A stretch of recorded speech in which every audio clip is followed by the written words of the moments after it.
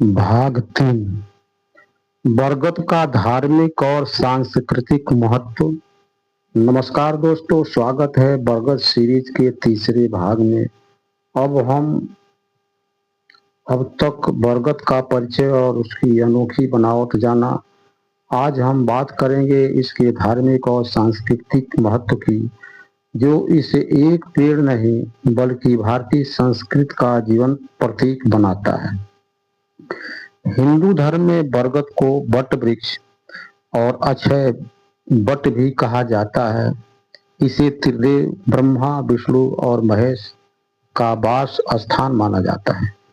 कई मान्यताओं में बरगद को भगवान शिव का प्रतीक भी बताया गया है, जबकि कुछ ग्रंथों में इसे भगवान विष्णु से भी जोड़ा जाता है।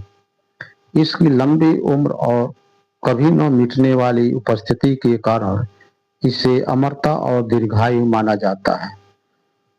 प्रयागराज, इलाहाबाद में स्थित प्रसिद्ध अक्षय वट को कलयुग में भी अमर माना जाता है। पौराणिक कथाओं के अनुसार प्रलय काल में भी यह नहीं नष्ट होता।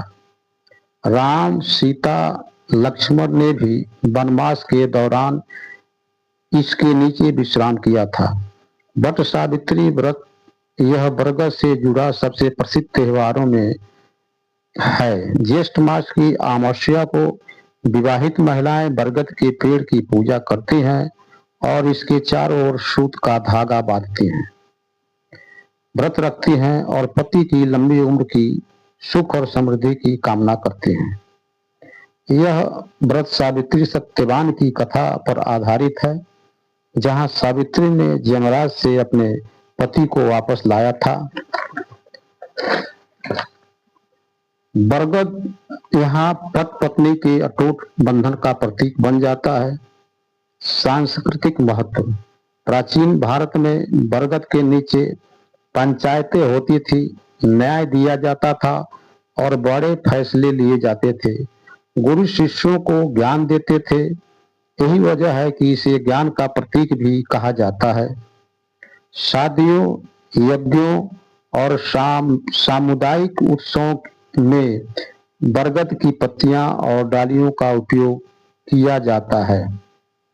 बौद्ध और जैन परंपराओं में भी बरगद को पवित्र माना गया है। यह पेड़ सिर्फ पूजा का ही नहीं बल्कि सामुदायिक एकता और सामूहिक स्मृति का केंद्र है।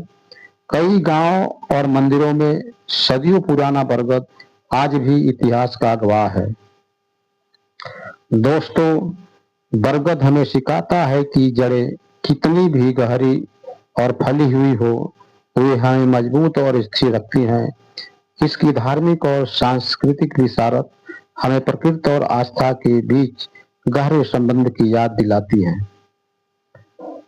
अगले भाग में हम जानेंगे बरगद के आयुर्वेदिक और घरेलू उपाय के बारे में।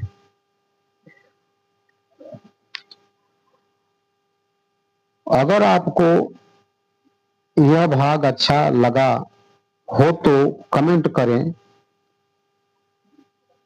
अपनी बरगद से जुड़ी हुई कोई धार्मिक कहानी या अनुभव हो तो जरूर शेयर करें। मिलते हैं अगले भाग में। तब तक अपना आप ख्याल रखें। जल्द ही मिलते हैं। इसके लिए धन्यवाद।